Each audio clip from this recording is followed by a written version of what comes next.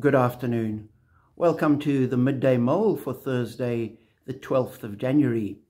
The two chapters Robert Murray McShane has us reading are Genesis chapter 13 and Matthew chapter 12. And they're two verses that caught my attention, sort of unrelated, but anyway.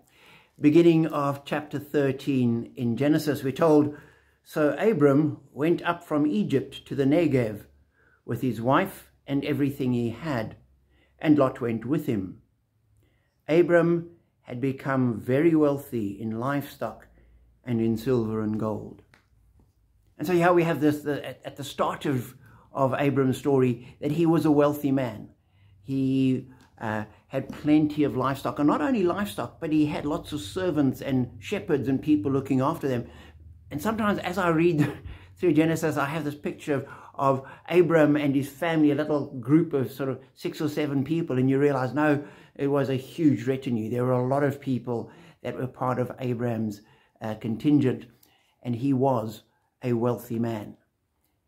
And as I thought about that, I thought God was blessing him, and Abram was seeking to be obedient to God. He wasn't seeking to become wealthy. He was pursuing and listening to and trying to walk with God, not get rich.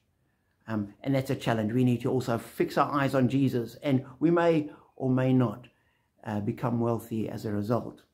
And then the second passage in Matthew chapter 12, Jesus has a confrontation with the Pharisees about whether to heal on the Sabbath, and he shows them up. And we're told in verse 14, "But the Pharisees went out and plotted how they might kill Jesus."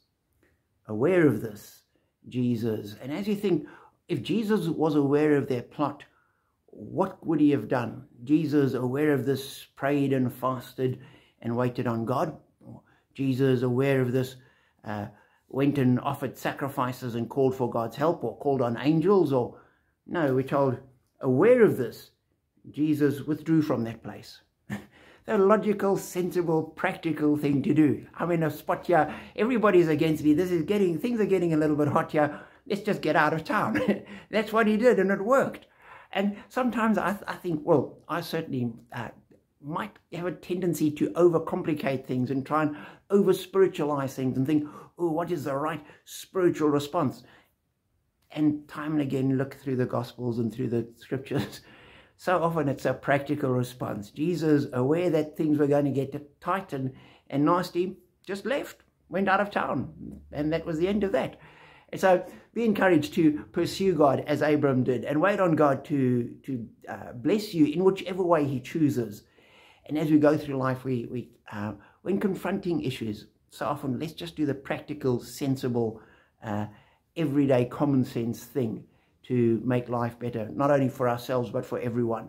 And that too is part of God's plan. So be encouraged and know that you're blessed.